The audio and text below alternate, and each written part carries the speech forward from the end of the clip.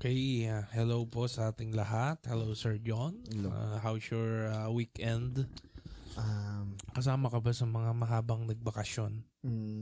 Bakasyon pero parang hindi din. Bakit? Eh, Dahil sa thesis. may tumutulong na nga sa akin. Pero malapit naman na, no? Kung mag-alala, pagkatapos mo naman yan, may panibagong problema ni.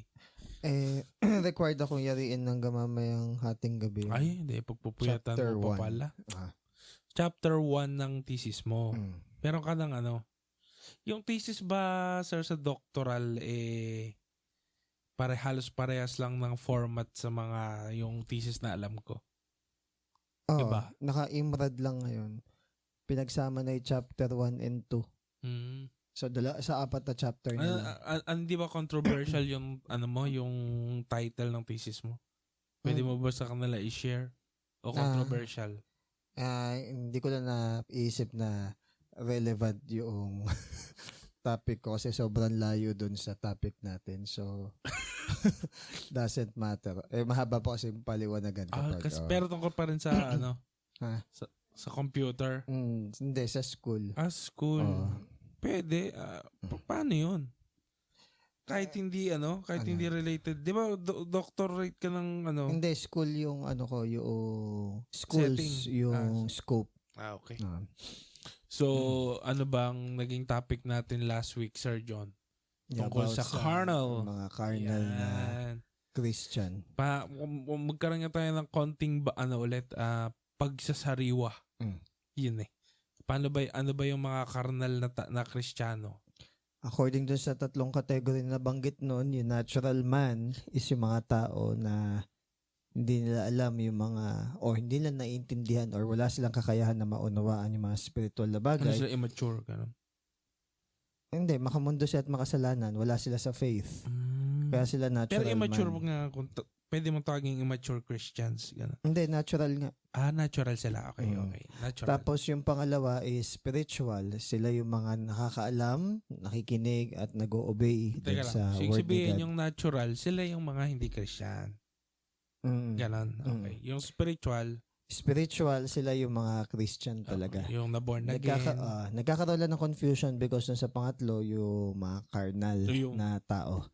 Because alam naman nila yung tama, kaya nga lang is there somehow na belong sila sa church. Ha? Oo. Gaya nga nyo sinishare kanina ni John MacArthur, yung church is binubuo ng mga true mixtures, ng mga false na mga believers, di ba? So it's a mixture. So itong carnal Christian, parang sila, professing. Yeah, professing. Pero totoo bang Christian sila? Might be na Christian sila in a point na for that particular moment. Or particular time is season. May mga carnality na expose sa kanila na hindi pa nila na-overcome. So, possible.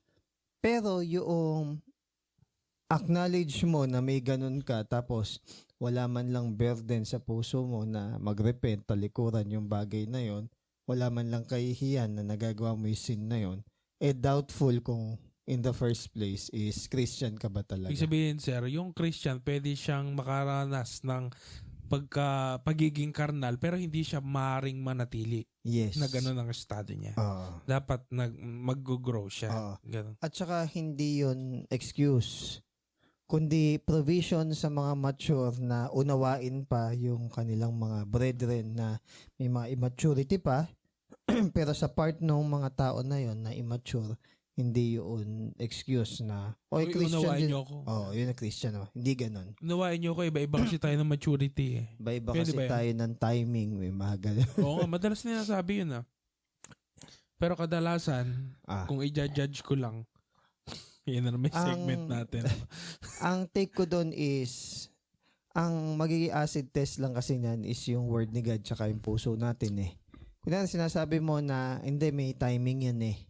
Huwag sana maging excuse yun. Hindi, ikaw naman masasagot mo sa sarili mo yun. Kung nasasabi mo, inaayos ko lang yung sarili ko, inaayos ko lang yung puso ko, yung buhay ko. Inaayos mo nga ba talaga? Ibig sabihin, nag-e-effort ka ba talaga na day by day hindi mo pinalalagpas yung bawat araw na talagang i-work out mo yung salvation mo with fear and trembling? Paano ba inaayos yun? Kunwari, may Kunyari, mga, paano ba inaayos ng tama at paano ba inaayos ng mali? for example, may mga circumstances and moments na may encounter mo o yung mga situations na gano'n na maaaring ma-offend yung heart mo, maaaring yung mind mo is automatically mag-isip na negative. So, paano mo inaayos yun? So, before ka mag-start ng day mo, pray ka, basa ka ng Bible, nag-ask ka kay God ng grace na, Lord, if may mga pagkakataon na eto na naman, yung mga situations na to, tulungan mo ako na makapag-respond ng mas tama compare sa Akma. kung ano yung Hindi man ako mapag-respond ng perfectly, pero turuan mo ako na day by day is magkaroon ng progress. Yun ang totoong inaayos yung puso at yun yung totoo na nire-ready nila yung buhay nila hanggang sa dumating yung tamang timing. Kasi ako dumating din ako sa point na o sa sitwasyon na sinasabi ko inaayos ko yung sarili ko. Pero sa totoo lang, naghihintay lang ako ng feeling, ganon. Naghihintay lang ako ng Or ganito, sinasabi lang natin na ganon as an excuse para wag natin talaga harapin as of the moment yung problem na yun. Palipasin lang. Palipasin lang. Or sabi nating tinatamad ka lang, hindi mo talaga will-work out yung ganon. Sa bagay, may mga issue kasi, na hindi natin pwedeng sabihin lilipas din yan. Yeah. Kasi malugi ka eh. Kunyari, pinalipas mo. Gutom nga eh. Kapag pinalipas mo, lilipas siya. Kakasakit ka nga, di ba?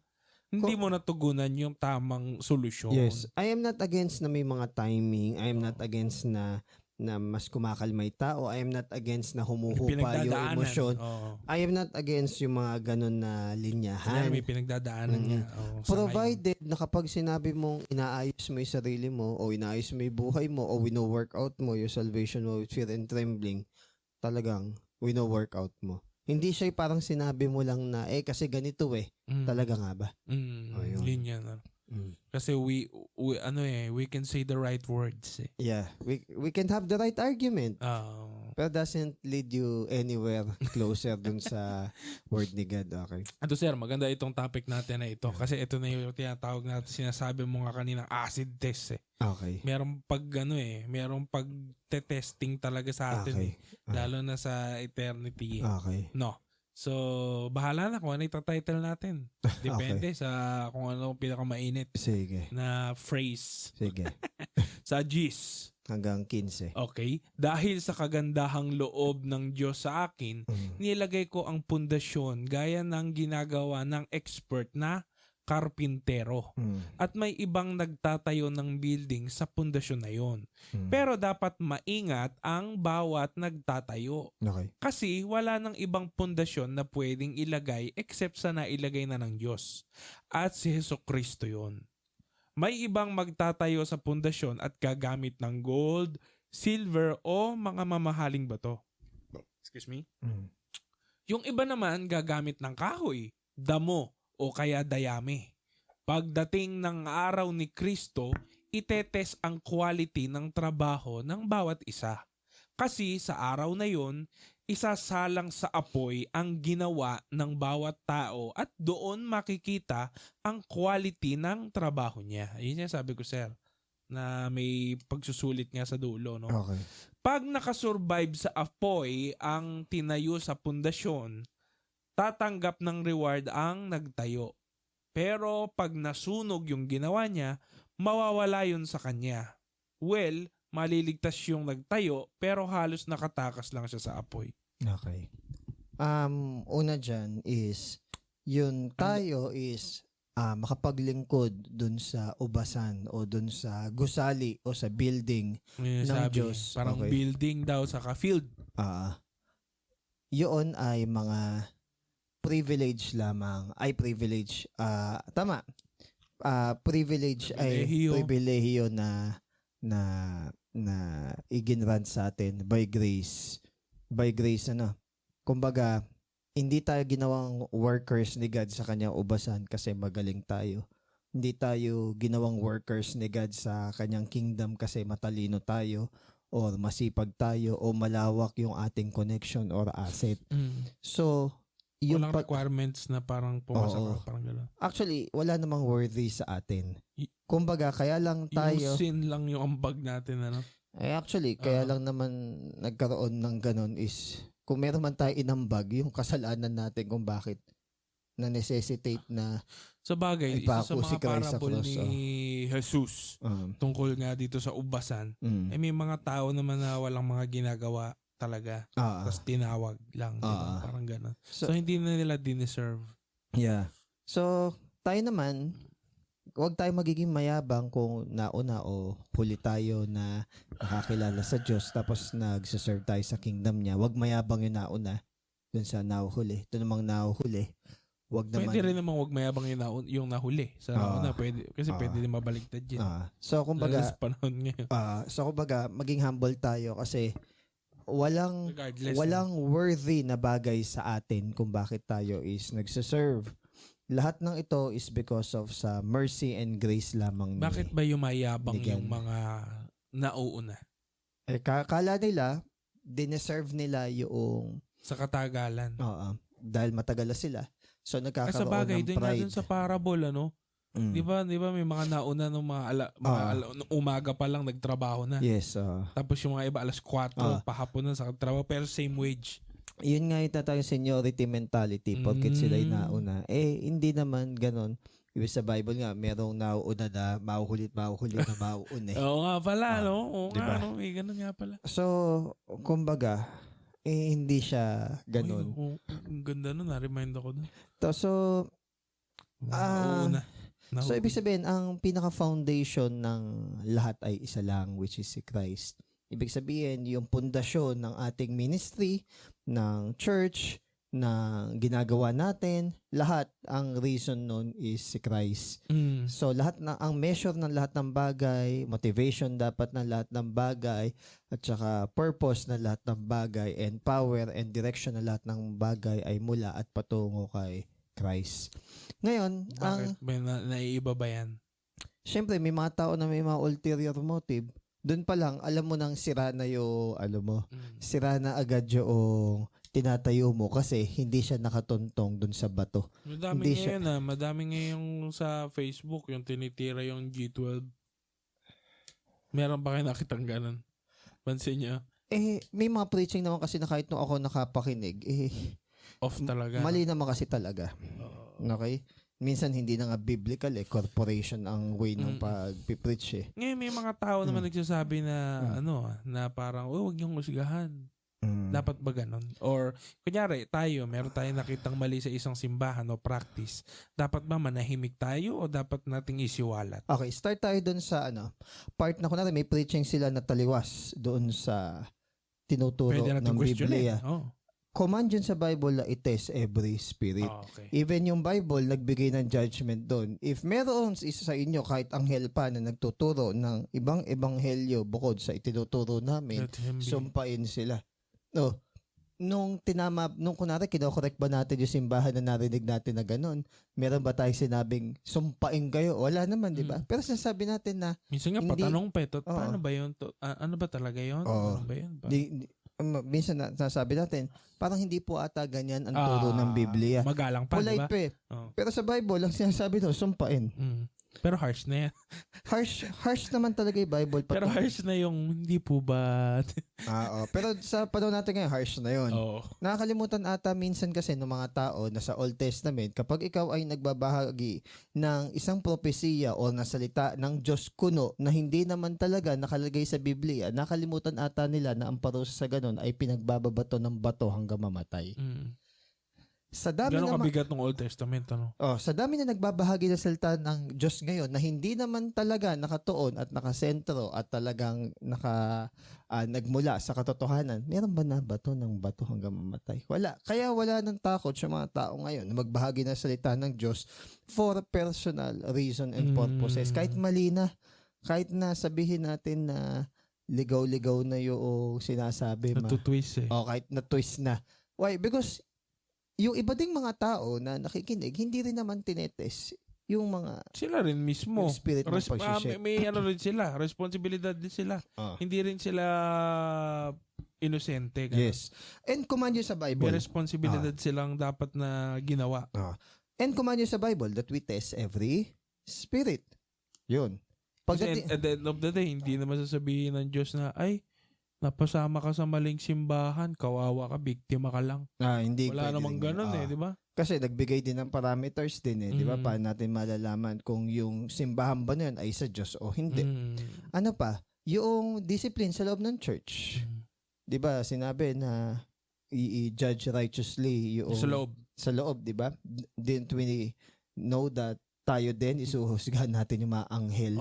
So, minsan hindi tayo aware na may mga ganong command sa Bible. Ang unkind daw kasi ng discipline ng church May mga napapakinggan akong preaching na ganun Parang ipapahiya mo.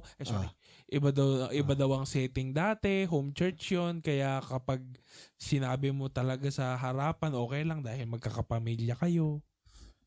Okay. Makinig. Easy ka lang.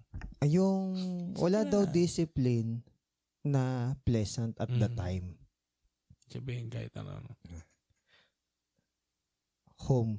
Dahil daw nasa bahay. Yun yung narinig ko ito lang ang sagot ko. Na side. Bakit? Isang bahay lang ba yung church at Corinth? Isang bahay lang ba yung church at Ephesus? Isang bahay lang ba yung church at Colossus?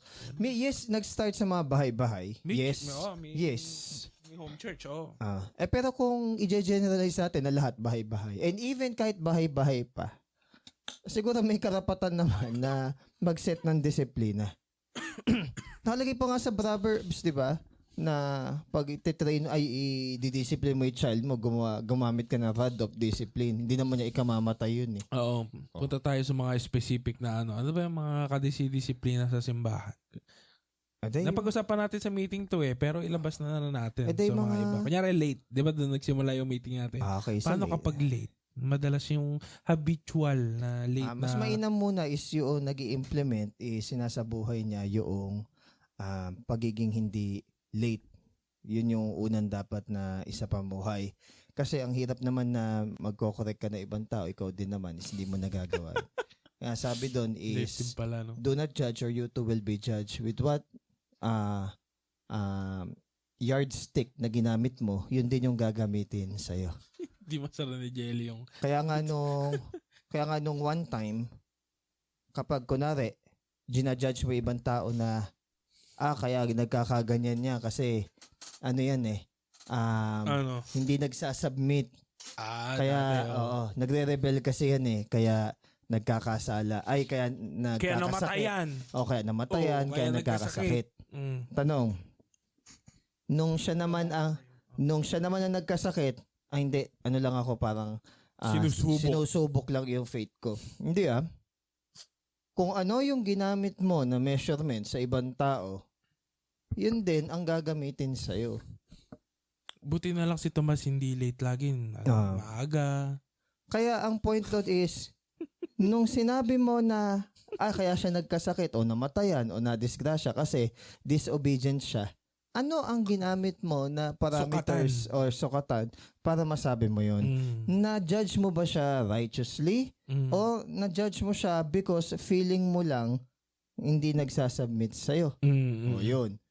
Kaya pag nabaligtad yung table, ang sabi, kung ginamit mong pang-measure sa baba mo, hindi gagawin sa'yo. Ano yun?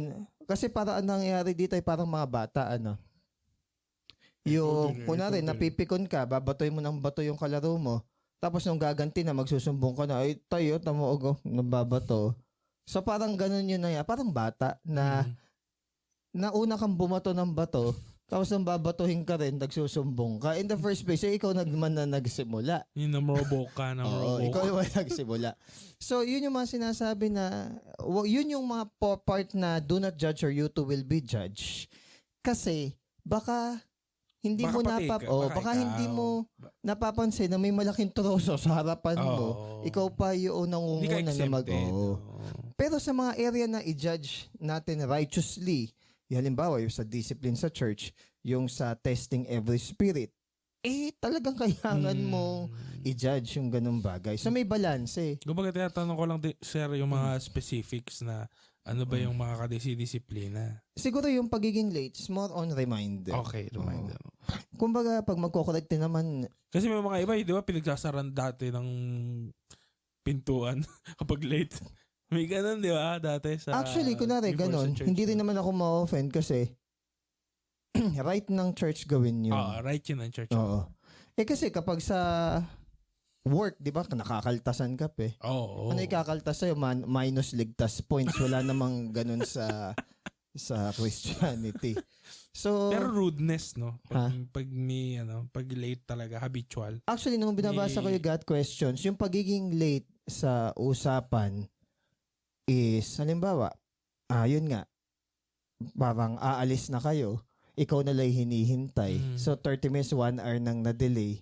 Yun daw ay form ng rudeness. Yun.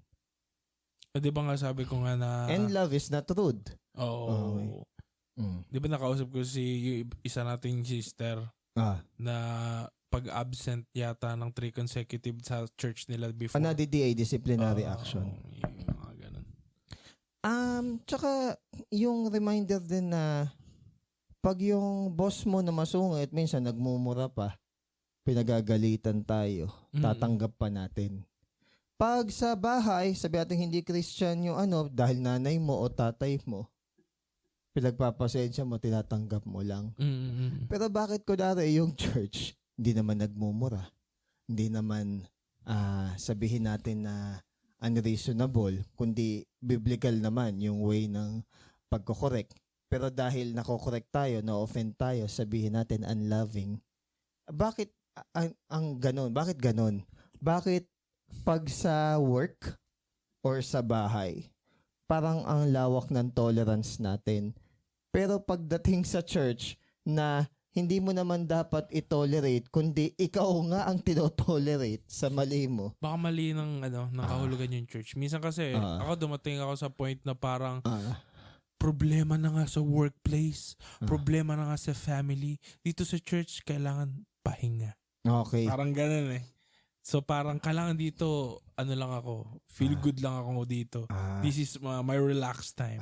Kahit ganun. magpunta ka sa simbahan o magpunta ka sa templo ng Diyos, pero yung templo ng Banal na Espiritu Santo ay hindi naman payapa Katawan mo, no? sa kalooban ng Diyos, hindi magiging masarap yung tulog mo. Ibig sabihin, kahit na magsimba ka, mapakinggan mo maganda yung kantahan, kung ikaw namumuhay ka sa kasalanan, kahit doon ka pa umupo doon sa may pulpito o doon sa altar, hindi ka mapapahinga kasi binabagawag ka ng konsensya mo. Maganda. Ngayon, regarding doon sa pahinga, talaga naman na ang simbahan ay refuge.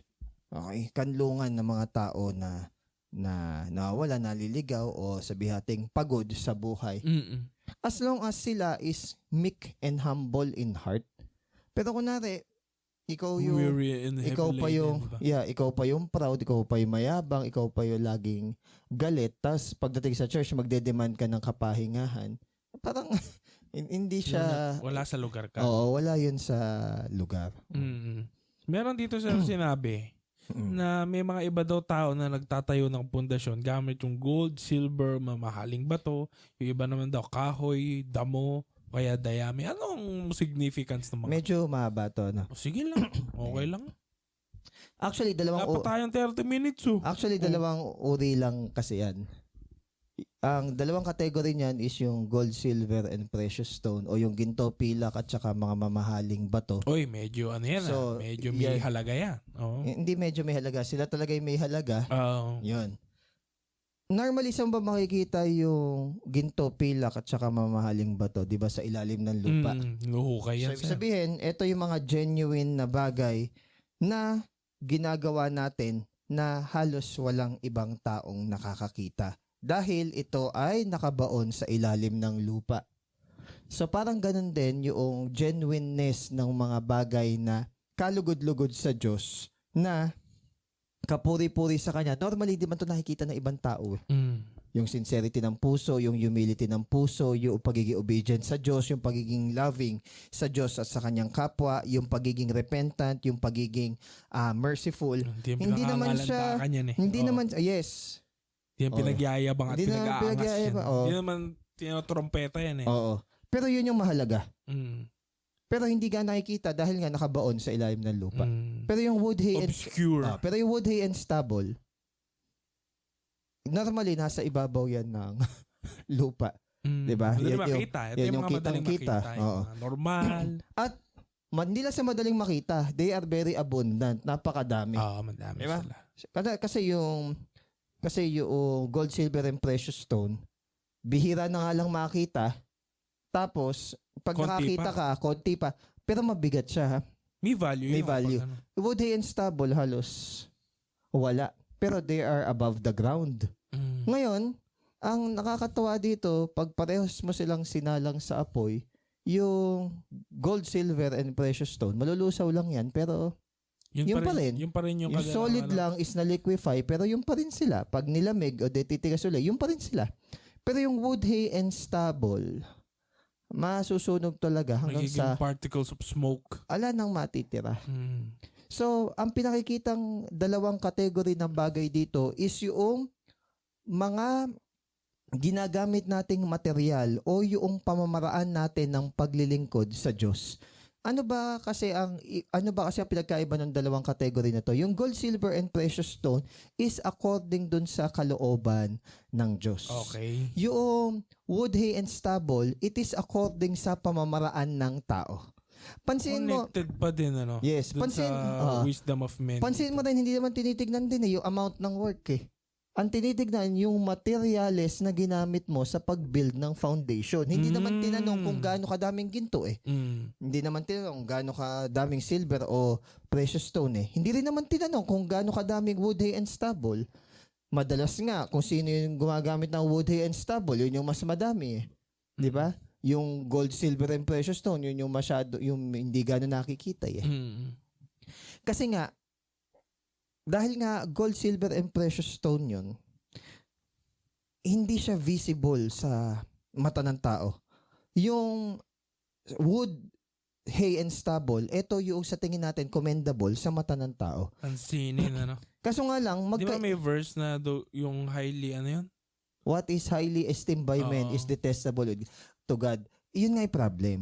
So akala natin, dahil marami tayong ginawa sa kingdom ni God, sa tingin natin, yun yung nakaka-glorify kay God. Sample Hindi ka naman nga, sir, pala. mga literal na sample. Ay, yung pagiging Martha sa church.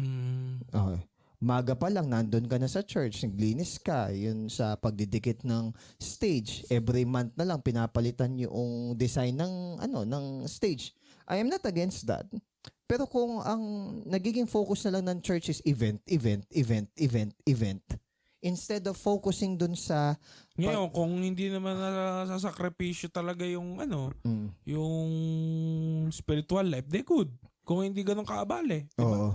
Pero kumbaga, kung yun yung nagiging basehan ng mga tao para sabihin na they are participative inside the church, napakababaw na. Babaw. Actually, wala siyang bilang. Para tayong naging ano na lang doon, sirko. Oo. Para tayong naging Parang nagpe-perform lang. Oo. Ngayon. Ngayon, ano ba kasi ibig sabihin specifically nung bawat isa na yun? Sige nga, sir. So, start muna tayo sa gold, silver, and precious stone. Alright. So, pag sinabing gold, okay, sa Ginto. Bible, yung gold represents our devotional life. Yung Wow. ating pagiging obedient Kala kay ko God. yung mga nagde-devotion na ano. Pag Pwede sinabi- rin naman yan no? yung linyang nagde-devotion, ibig sabihin nun, dine-devote mo yung oras mo talaga, sinasadya mong i-devote o ilagak o sabihin nating ihiwala yung oras mo na yon sa pag-aaral ng salita ng Diyos para pag naintindihan mo maigi, masusunod mo. Para ka nagre-review. Parang Yeah. Hindi ka nagde-devotion for the sake na may maisulat ka sa notebook. Actually, kahit wala ka isulat sa notebook eh. Hindi siya Hindi bylaw na ano. naging discipline lang yung pagsulat nun kasi Maganda nga dati yun. hindi. Maganda yun. Okay. Oo. Pero yung devotional life is iniintindi mo at minemeditate mo yung salita ng Diyos para alam mo accurately na ma-obey yung word ni God kasi nire-respeto mo yung sinasabi ng Diyos sa buhay mo. Yun yung gold.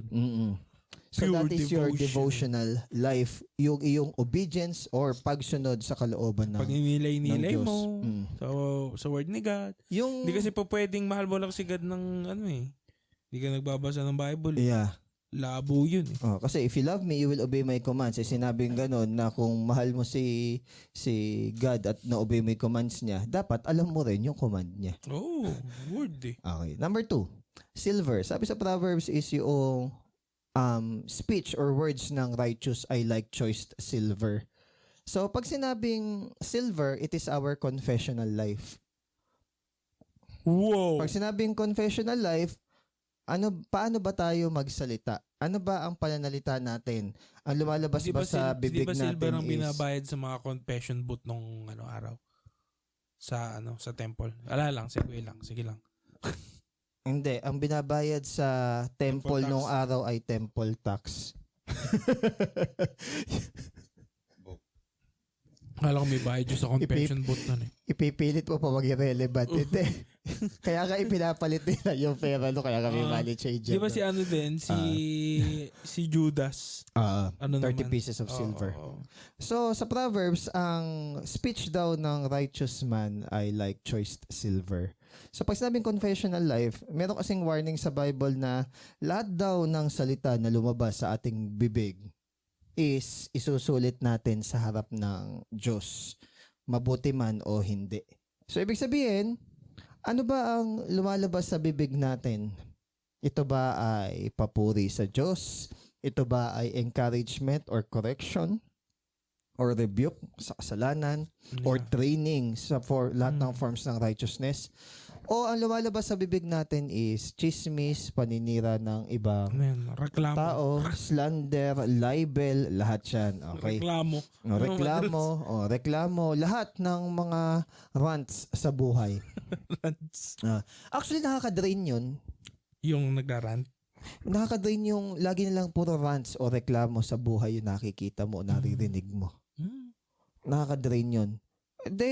Yes, si God, powerful God. Minsan, di ba, yung mga balita, puro negative na. Parang nakakaya din sa Diyos na puro reklamo din yung sasabihin mo sa Kanya. Ngayon, hindi sasabihin mo sa ibang tao, ganito sa ganito, ganyan. Parang nakaka-irita. Para bang wala nang magandang nangyari sa buong buhay mo, pero hanggang ngayon, buhay ka pa rin. Hindi ba maganda yung bagay na yun? Oo, lalo na ngayon, uso yan. Parang payabangan ng Hindi lang kunyari, alam mo ba, ito yung maintenance ko. Wala ka sa maintenance ko, 10. Hindi lang yun yung pati flattery. Kasi every idle word na lumabas daw sa bibig natin is iharap daw natin kay God. Ngayon, ganito. Sir, paano yung about sa gossiping at saka slander? Ganito muna yan.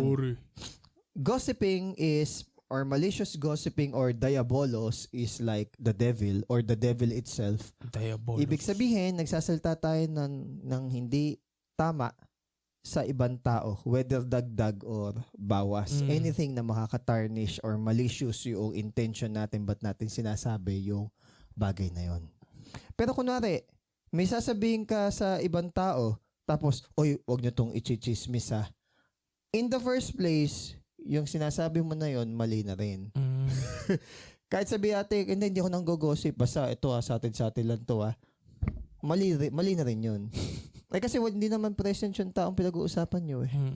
Kaya nga sabi ni Zach Punen nung meron nagkukwento sa kanya, ay brother, si ganito, ganyan. Ay, teka, bago natin simulan yung usapan, tawagin natin si Sabat. Ay, wag na daw, ikang ganon. Paano natin mariresolve? Hindi, sinasabi ko lang. Parang lang siya naglabas lang. Ba't mo yan sinasabi? Is it para ganito, ganyan? Hindi, para ganito lang. I don't want anything to do with that. Kasi walang intention of reconciliation eh. Yun yung sinabi ni Zach Punen. No. Kaya sabi ni Zach Punen, kung ganyan lang pala yung reason, I don't want to do anything with that. So, ibig sabihin, walang hindi niya gustong kung hindi naman natin gusto i-resolve yung bagay na pinag-uusapan, wag na daw. Okay. Yun. So, minsan akala natin, porkit tayo... Labas lang ng sama na loob. Minsan akala natin, porkit tayo yun na pag-uusapan dahil sa sarili din natin pagkakamali, yung mga chismosa yung makasalanan. Minsan tayo din, may nasasabi din sa ibang tao, hindi natin nakikita na yun in the first place is mali din. So, sabihin, pagdating dun sa silver, lahat ba ng lalabas sa bibig mo? Hindi na issue kung hindi na issue kung chismis ba yan or malicious gossip. Ang tanong, lahat ba ng lalabas sa bibig mo is nakaka-glorify kay God? Kung hindi, kahit pa sabihin natin hindi chismis yan, kahit sabihin natin yan, kahit bastos yan, flattery, kung hindi yan nakaka-glorify kay God, Wala siyang bilang. Okay? Then lalo na yung number 3, precious stone. stones. Ano naman yung precious stone? Yung precious stone naman is our prayer life. Prayer is the language of the Ganda. poor. Yung pagiging prayerful natin is yung pagiging dependent natin kay God. Remember na yung precious stone ang unang Prayers papasok and sa attitude. ang unang papasok sa isip mo pag binabanggit natin yung precious stone, yung 12 stone doon sa breastplate ng priest, Priest. 'di ba? Na bakit Sa niya suot Revelation yun? din yun eh. Nandun din yun sa sa tawag dito Pentateuch, yung second, third book noong first 5 books. Di ba pag nag-offer sila kay God, yung priest, suot nila yon representing the 12 tribes of Israel para mag-offer ng praise kay God. So, might be yung precious stone is our prayer life. Yung pag-worship kay God. So, nagpe-pray ba tayo to show dependency and submission kay God? Or yun pa yung isa sa nakakalimutan natin? Kasi akala natin yung prayer is yung ano lang eh, yung salita lang saka yung formal eh. Although totoo, Yes. totoong prayer yon. Pero baka nakakalimutan natin na yung prayer is also yung ano din natin, attitude natin eh. Yes. Way of life nga eh. At saka Yung may, prayer. Paano tayo makapag-pray without ceasing? tsaka may misconception na akala natin praying is asking God to give us something. Sometimes hindi natin na-realize na praying is also asking God to remove something from us.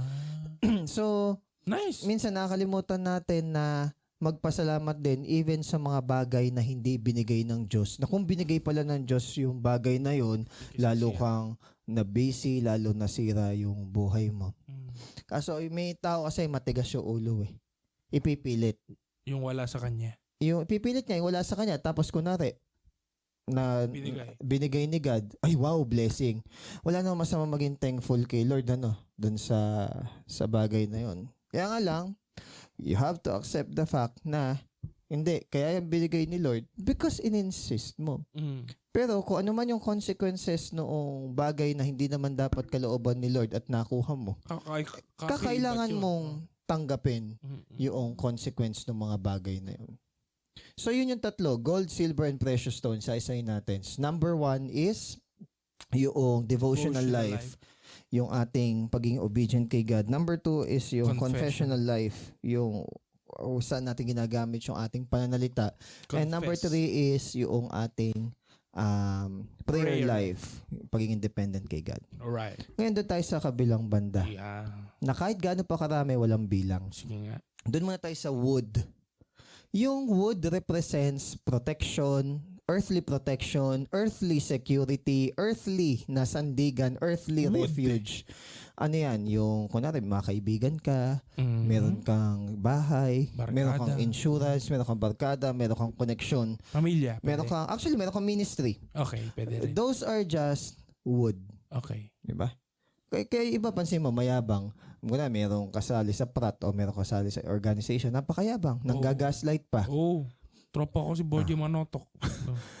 Pero pansin mo, ang wood, madali ang mag-catch ng fire.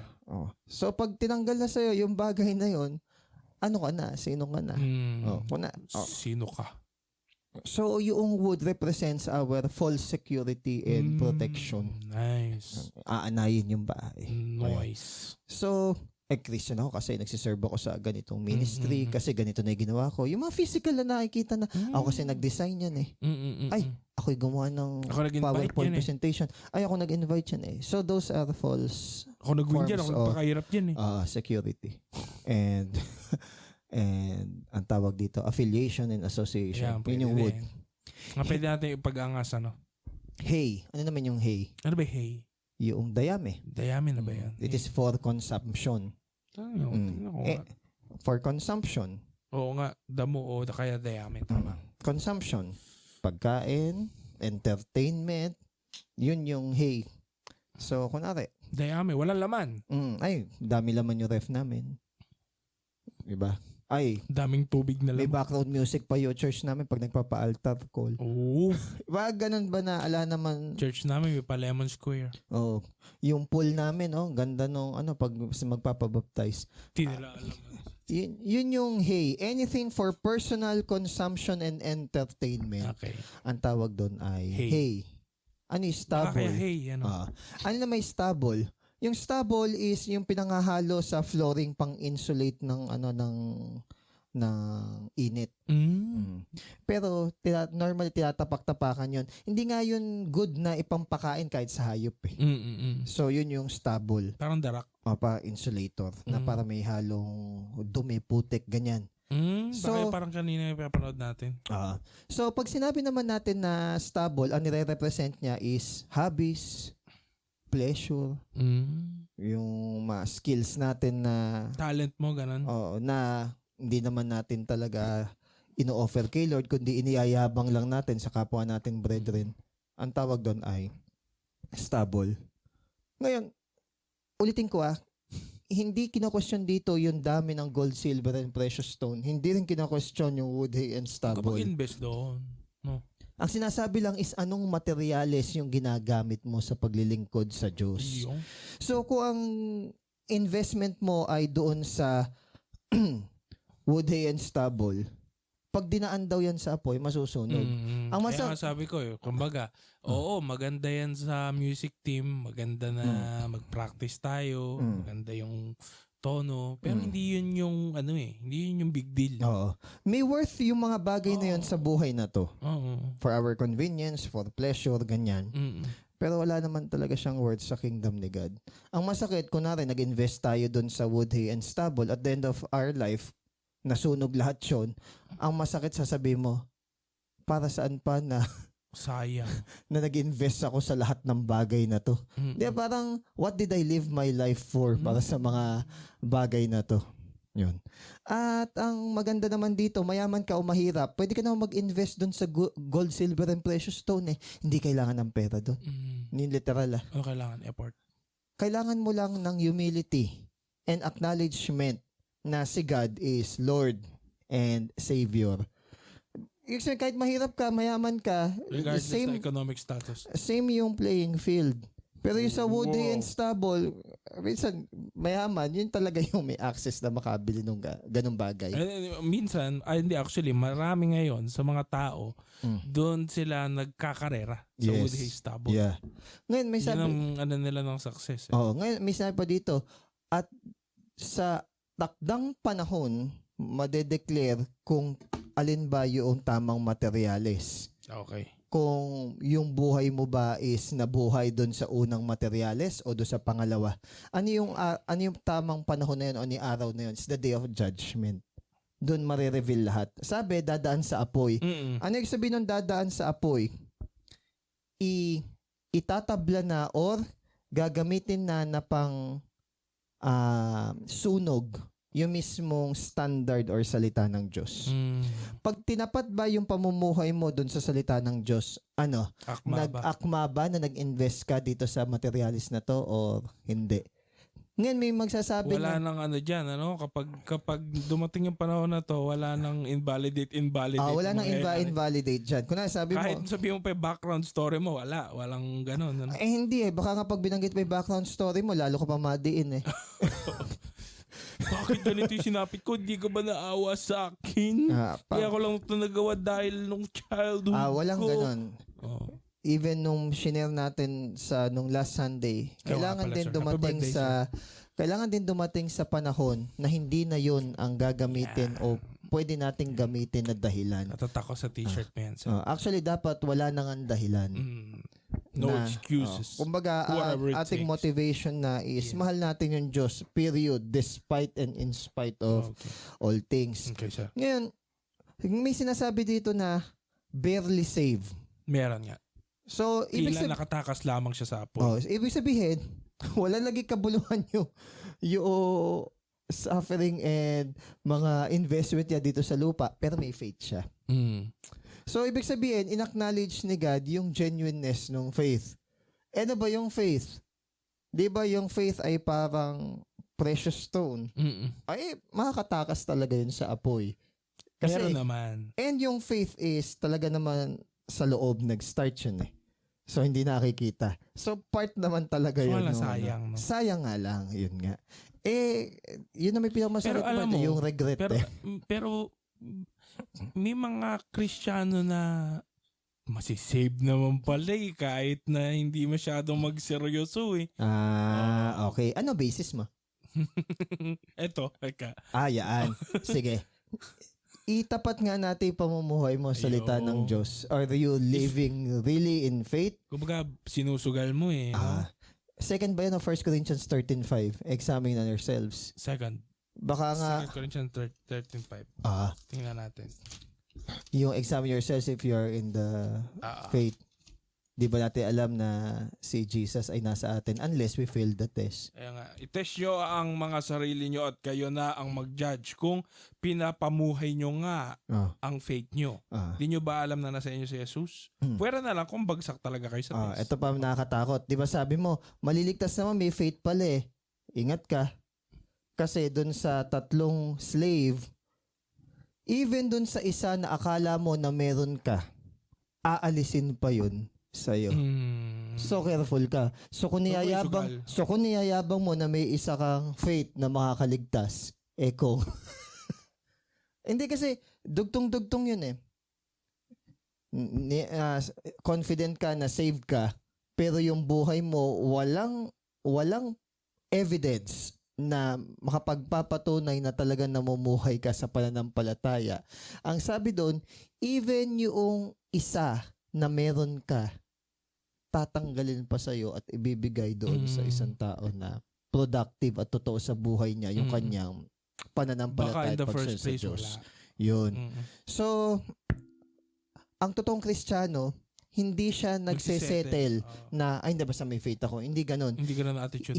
Hindi binigyan ng isang Kristiyano ng spirit ng timidity. Iyon, okay. Kasi pagiging timid yung ganun mayabang ka pa. Medyo sige, magsipag lang kayo. Kita nyo. Medyo tagilid ka pa dun sa bagay na. Di ba kanyari sa trabaho, parang nang uuta pa yung tamad. Sige, magtrabaho lang kayo. Imagine lang ako. Parehas lang naman tayo sweldo. Ito, hindi ka naman nagtatrabaho dahil natatakot ka na maparusahan ng Diyos. Hindi naman yun eh. Nakakahiya lang sa Diyos na niligtas ka na tapos ganun pa yung attitude na ipakikita mo. Yun yung makita sana nating perspective. Binless ka na nga ni Lord sa ganitong bagay. Binless ka na nga ni Lord sa ganitong paraan. Binigay ka ng ganitong provision. Tapos tamad ka pa. Parang hindi na ba Kaya ka, abay. Kapal ng face mo. Parang wag naman natin sabihin na parang bali ata investment ng Diyos sa akin. Hindi naman nagkakamali ang Diyos, di ba? Yun. So, nag-work yung Holy Spirit sa loob natin. I-work out naman natin sa labas. May responsibilidad. Yes. Tuloy ko na sa 16 hanggang matapos. Bilis na lang yan. 16 hanggang 17. Sige. Di nyo ba alam na templo kayo ng Diyos at namumuhay sa inyo ang Espiritu niya? Kung may wawasak sa templo ng Diyos, wawasakin din siya ng Diyos kasi banal ang temple niya at kayo mismo ang temple niya. Okay. Ang focus ng sinasabi dito ng temple ni God, hindi naman Our yung katawan. Hindi necessarily yung individual na katawan. Although may verse na yun ng... Though merong ganon. Ang pinaka-ine-emphasize dito, yung katawan niya, which is yung church. Body of Christ yun. So, ibig sabihin, wag mong sirain yung church. Okay? So, sirain may church. Okay. Ano ba ang... Hindi. Ano ba ang criteria para masabi na ang church is yung temple ni God? If yung presensya ng Diyos is nandun. Paano natin malalaman na yung presensya ng Diyos ay nandun sa church? If ino-obey yung kanyang salita. May bigat. Ngayon, kung hindi ino-obey yung salita ng Diyos dun sa church na yon, ibig sabihin, maaaring wala doon yung presensya ng Diyos. Di ba dun sa pinapanood natin kanina, yung 7 churches ng Asia, yung 5 dun, pinagre-repent. Tapos, varying degrees ng degradation pa yung 5 churches, di ba? Yung merong konting hindi believer hanggang doon sa dulo is wala naman na talagang believer kasi si Christ nasa labas. Nga, no? Tapos yung isa kinoment-comment pero nakalimutan niya yung first love. Pero tama, obedient. Okay. Kaso nga lang, nawala na ng tunay na fellowship kay God. So, kumbaga, para masabi na yung church ay temple ni God, merong honor, respect, at saka weight doon Ngayon kung sa hindi, salita niya. mag-repent. Kung wala, mag-repent. So, kailangan din talaga na may ano na ba nangyari sa church ngayon? Parang gano'n. Oo. Ngayon, paano ba na dudungisan o na-defile yung church? Siyempre, Spotless. Mga gano'n. Spot. Siyempre, simple lang. Paano nagiging defiled yung church kapag namumuhay tayo ng mga pamumuhay na hindi ayon dun sa kalooban ng Diyos.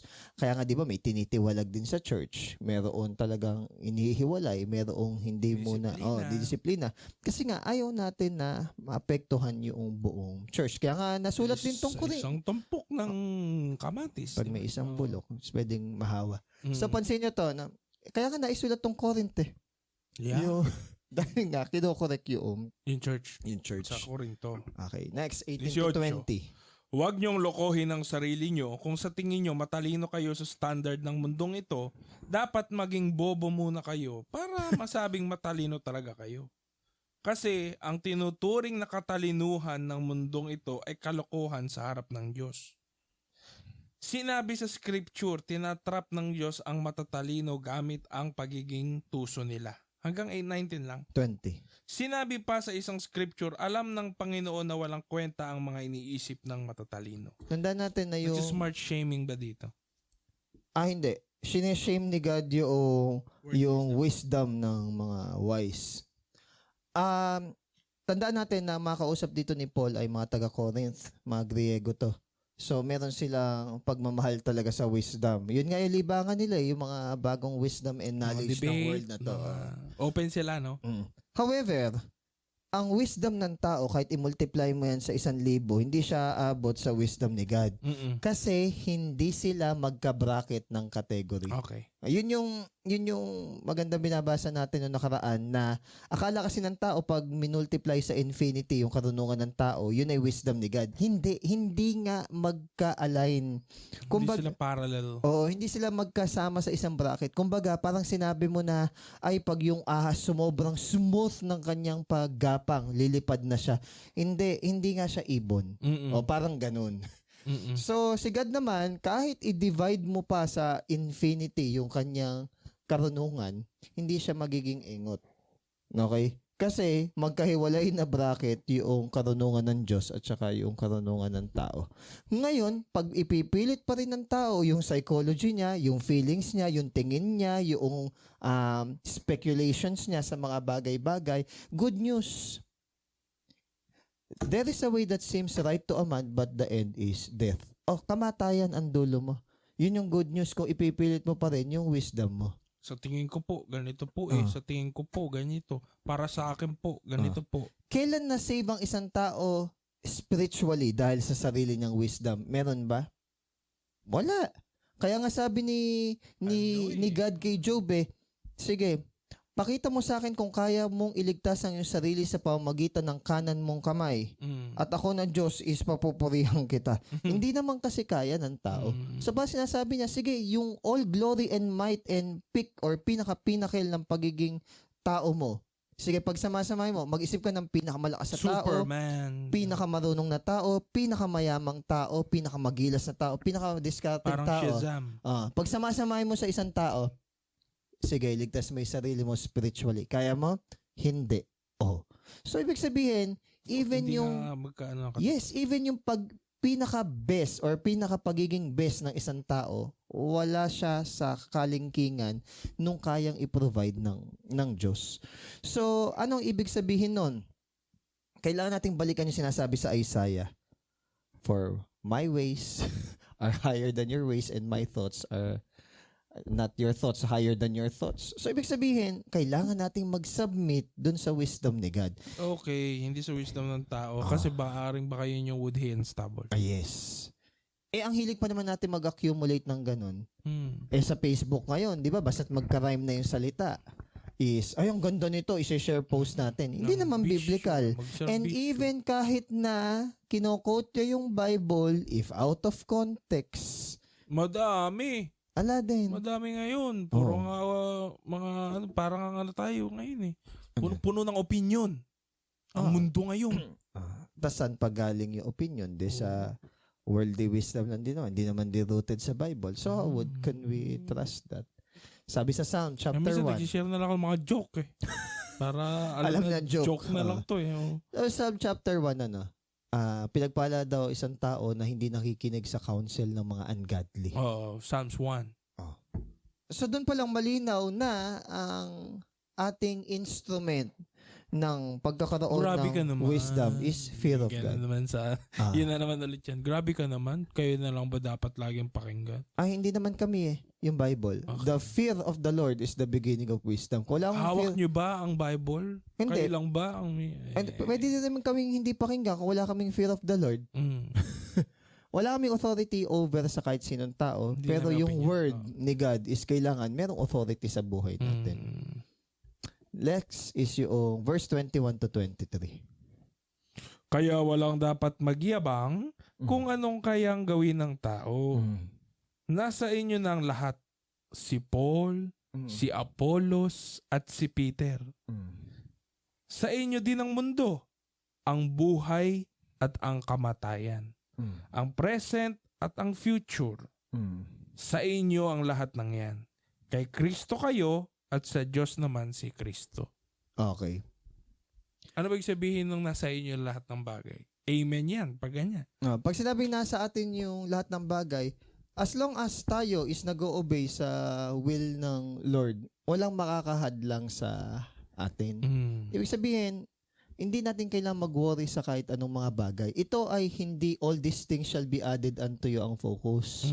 Kumbaga, if you seek first the kingdom of God and His righteousness, God ang bahalang mag-provide sa atin. Kasi ang Christian, hindi naman yung heart niya is nakatuon dun sa mga blessing na material na gusto ng mga normal lamang na tao. Yes. Diba? Hindi naman ganun ang heart ng totoong Christian. At dapat hindi mo mateteknikan si Lord na parang, oy, unahin kita Lord basta yung pangako mo. Parang bargain. Hindi ba talaga mateteknikan kasi biblically speaking, nakalagay din naman, God is not mock. Hindi mo mauuto o maloloko yung Diyos. Kung ano yung tinanim mo, yun lang din ang aanihin mo. Kung ano yung tinanim mo in the flesh, yun lang aanihin mo in the May mga flesh. simbahan din kasing mali din ng... Normally, saan ba tinatanim daw? Yung salita. Di ba sa puso ng tao? So yun na may acid test. Ano ang intention mo uli? Bakit mo dinedesire yung bagay na yun? Yun na naman. Kung baga ala kang takas, sabi sa Jeremiah, di ba? The heart is deceitful above all things, is beyond cure. Who can understand it? Unless na yung puso natin is maborn again, hindi siya magde-desire talaga ng tunay na makalangit na bagay na sincere, genuine, and true. Okay. Tapos sabi dito, even death. Paano nga yun, sir? Ano yun? Di ba nga, kunyari yung isang Christian, may dinesire Okay. na hindi makakristyano. Okay. Sana kung nagkaroon tayo ng feelings and emotions na hindi makakristyano yung bagay na yun, ang prayer pa rin natin is yung prayer din ni Jesus. Not my will. Not my will, but yours be done.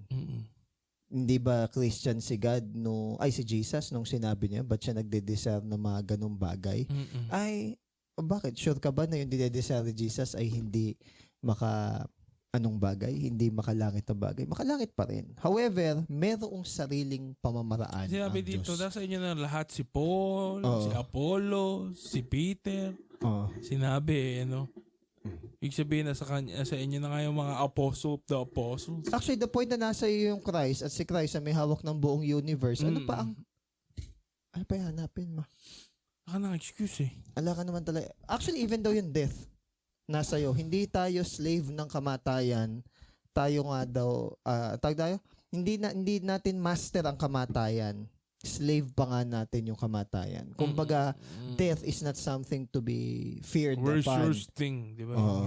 Kaya sabi, death, where is your sting? Ay, hindi pala. Or sin, where is your sting? Death, where is your victory? Parang ganon. So, kumbaga, hindi ka na natatakot sa kamatayan kasi whether we live or we die, we belong naman to the Lord. Kaya nga lang, yung huling statement kasi dito, though yes, lahat ng bagay is pinagkaloob na sa atin ng Diyos, kailangan nating tandaan yung dalawang bagay. Yung una is all are yours. Ibig sabihin, meron tayong liberty. All are yours. Ibig sabihin, malaya tayo na gawin lahat ng mabubuting bagay na pwede natin gawin. Pero Christian liberty yan.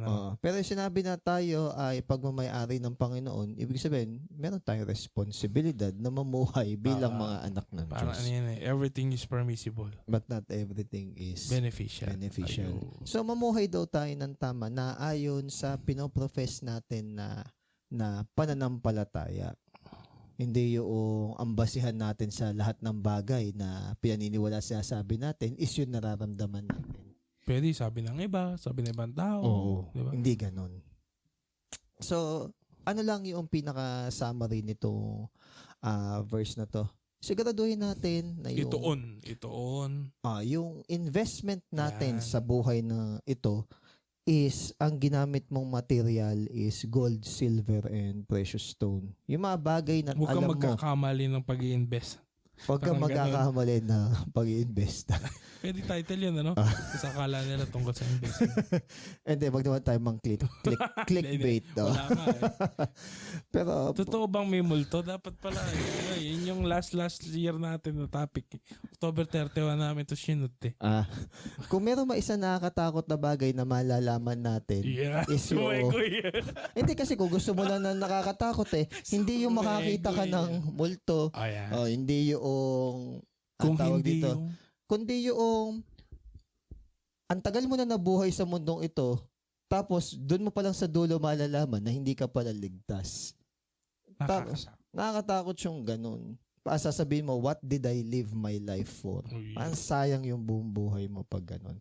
And nangyayari yan na kahit sa mga professing, lalo na sa professing Christian. Alam mo, Christian ka, at the end of the day, hindi pala. Oo. Yun. Kaya nga may Matthew 7:21 eh. Yeah. Diba? Hindi lahat ng tumatawag sa akin, Panginoon is maliligtas. Yun. So let's examine ourselves. Ngayon lang guys. Salamat. Thank you. God bless. Bye-bye.